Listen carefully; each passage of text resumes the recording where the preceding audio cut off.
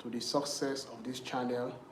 I want to thank our 400 subscribers, those who have commented, those who have liked the videos, those who have shared the channel. Thank you so much from the depth of my heart.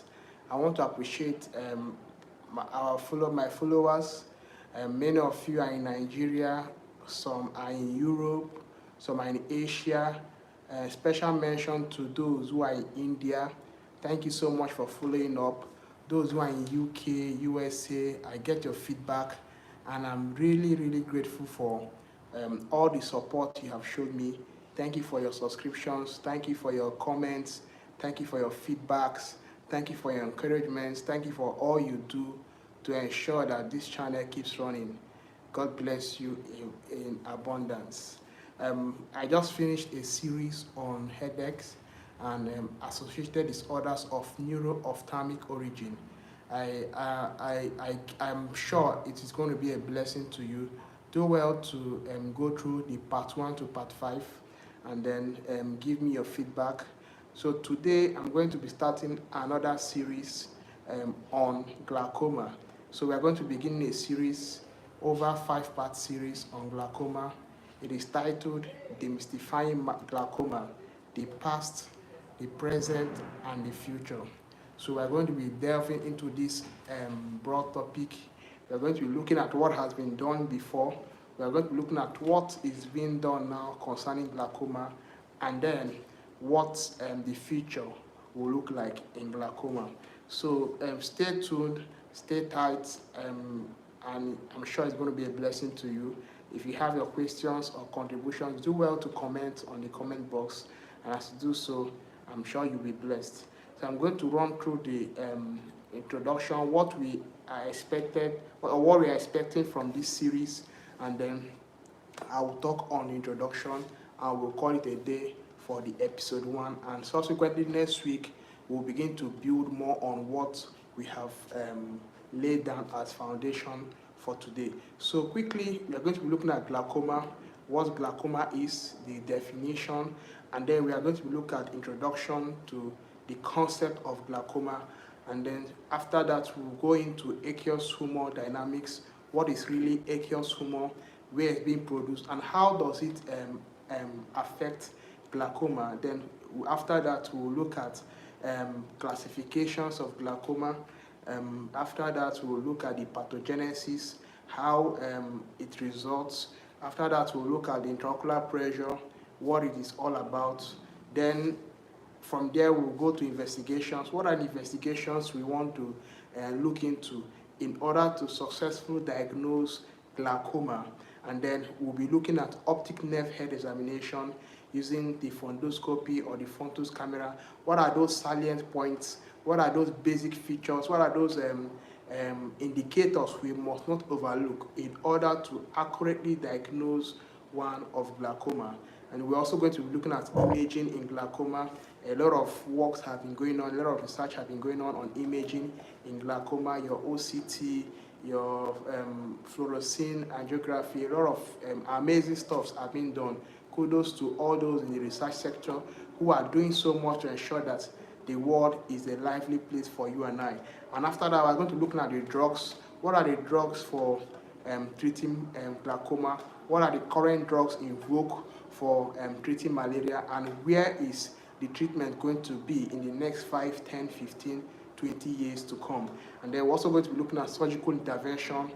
We'll also look at current trends. What is going on now in Europe concerning glaucoma? What is going on in Asia? How are they managing glaucoma in Europe, in Asia? And how can we bring it down to Africa? How can we bring it down to Nigeria? And how can we bring it down to the clinical setting? And then finally, we'll be looking at the future of glaucoma, the future of glaucoma management. Glaucoma is called the silent thief of eyesight. Will it still be a silent thief?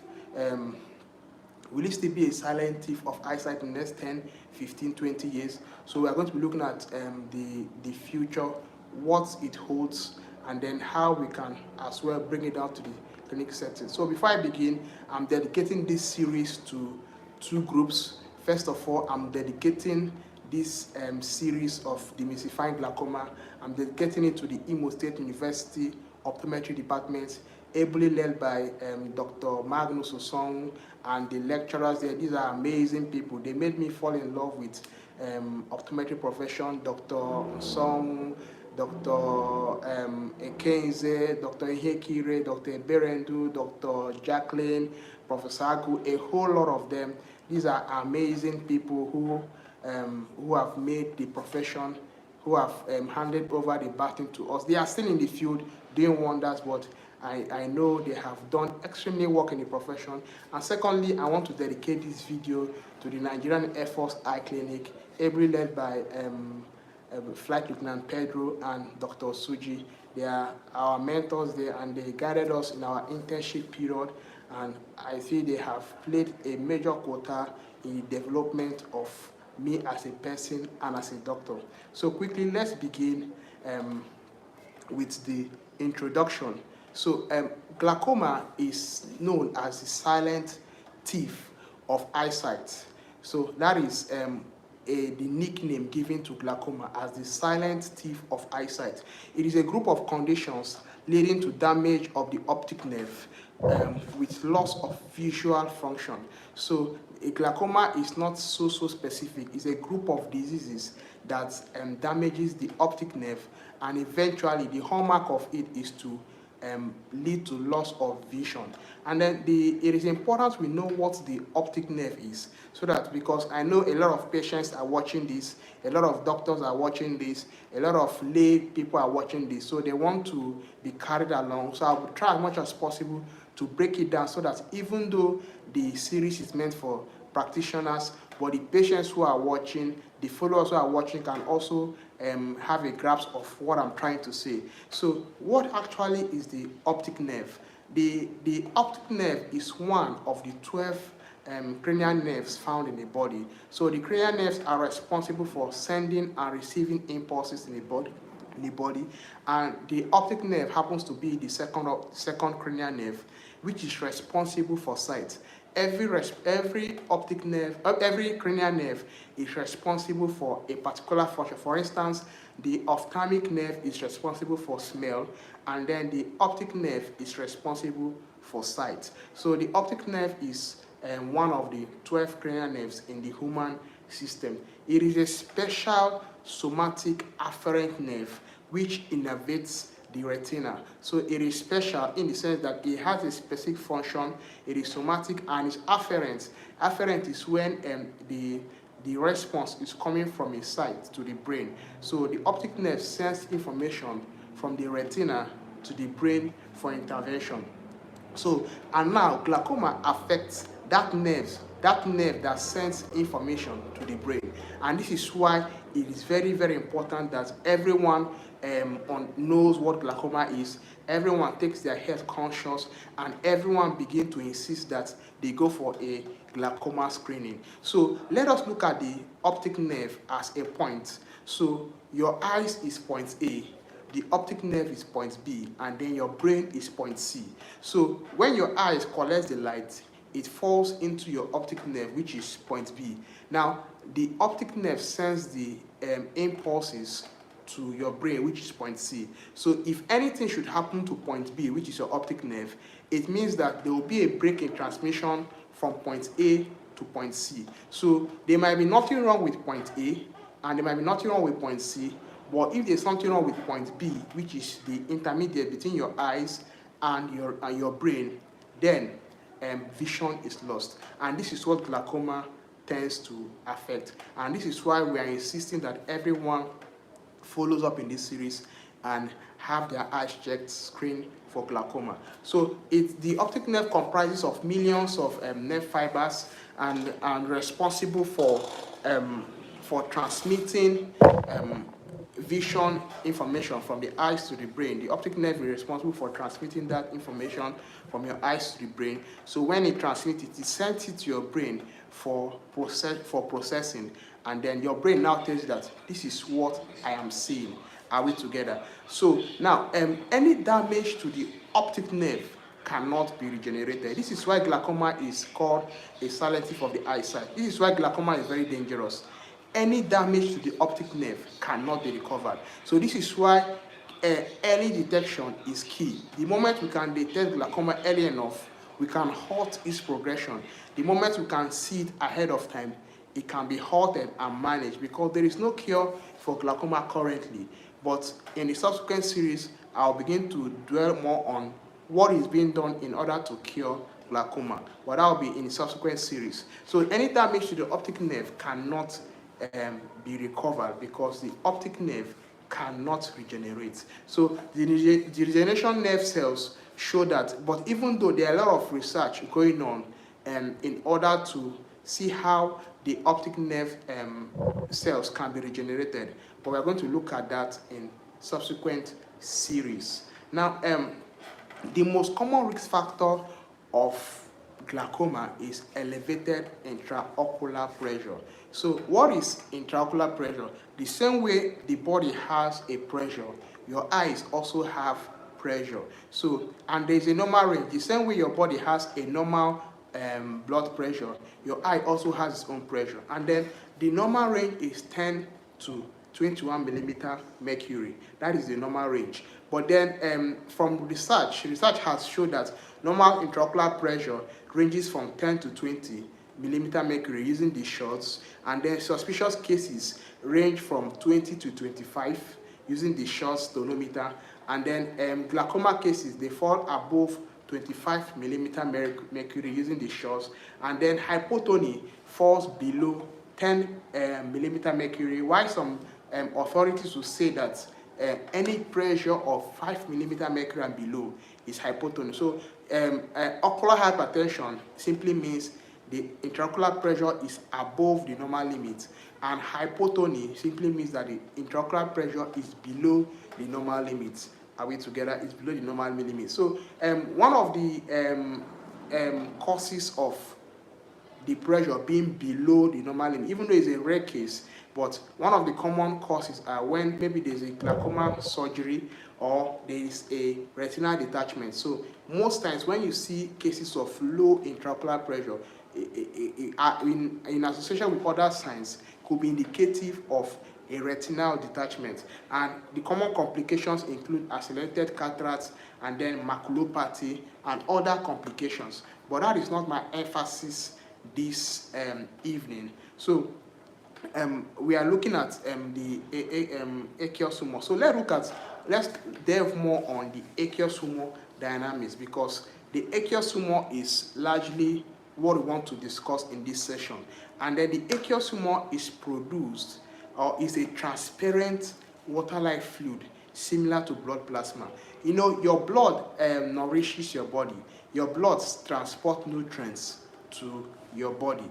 But there are some parts of your eyes that blood does not get to. But those parts ought to be nourished. So that is where the aqueous humor comes in. So the aqueous humor is a fluid produced inside the eyes that nourishes structures in the body. But then because it is a fluid, if there is an alteration in the production or in the drainage of this fluid, it can result to a buildup of pressure. Now, to bring it down for you to understand, it's just like you on a tap, and then the water is flowing through a pipe, and then you go to the end of the pipe and block it from the end. Now, water is flowing, but it can't go out. So what happens is that the pressure begins to build up in the pipe, and after a while, the pipe bursts and damages everything. So this is what happened in the case of intraocular pressure. Now, the aqueous humor is a fluid, like I said earlier. It's a water-like fluid which is produced from a point, and then it must drain out from another point. Now, if it is being overproduced, or it is produced in right quantity, but then it drains out slowly, or there's a blockage in its drainage, it can lead to accumulation of this aqueous humor, resulting to a buildup of the pressure, thereby causing a damage to the structures. And the most notable structure is the optic nerve, which sends visual impulses to the brain. Are we together? So the aqueous humor contains proteins, amino acid, electrolytes, EDC, and it is produced by the ciliary epithelium of the ciliary body. And not just the ciliary body, but the pars plicata. The ciliary body is a structure inside of the eyes, and then the ciliary body has two portions, the anterior portion and the posterior portion. The anterior portion is called the pars plicata, and the posterior portion is called the pars plana. Now, the anterior portion, which is the pars plicata, it is where the aqueous humor is being produced. It is responsible for producing the aqueous humor. Now, when this humor is being produced, it flows through the posterior chamber and drains out of the anterior chamber. So it flows through, nourishes the structures there, and then flows out. Are we together? So if it is being produced, for instance, if a cup of aqueous humor is being produced, it then means that an equal amount of a cup should be drained out. Now, if a cup is being produced and half a cup is being drained out, it means that there will be an accumulation. So this is just a brief layman explanation of what elevated intraocular pressure is all about. Now the fluid being produced by the pars plicata flows from the posterior chamber through the anterior chamber, and then it drains in 3 sites. The first site it drains is the trabecular meshwork, and then 90% of the aqueous humor being produced drains through the trabecular meshwork. And then the trabecular meshwork is subdivided into 3 portions. The first is the uveal meshwork, the second is the corneoscleral meshwork, and the third is the cribriform meshwork. And then the second 10%, remember I said earlier that 90% drains through the trabecular meshwork, and then 10% of this fluid drains through the uveoscleral drainage, and then a little percentage drains through the iris. So these are the 3 major drainage by which the fluid being produced in your eyes should go out. So anything that obstructs the movement or the passage or the drainage of this fluid is called elevated intraocular pressure, or short form is called IOP, intraocular pressure. So this is where we'll be calling the wrap for today. So today I just want to introduce the concept. I want to water the grounds. So from our next class, I'll begin to delve into more detailed and serious matters. So I just want to keep it short, keep it simple, so that even the least one among us here can be able to grasp the brief introduction I've given. So do well to watch the video again, do well to share it, do well to give me a comment, do well to give me your feedback. I'll be expecting that. Also do well to subscribe and do well to support me. Your messages, your encouragements will go a long way. And I want to see you next week Sunday again by 5 p.m. We'll be delving into the serious matters of glaucoma, and then we'll be demystifying this silent thief of the eyesight. I am Dr. Wisdom. Thank you for joining me, and I hope to see you next week again. Same time, same venue, 5 p.m. on YouTube. God bless you.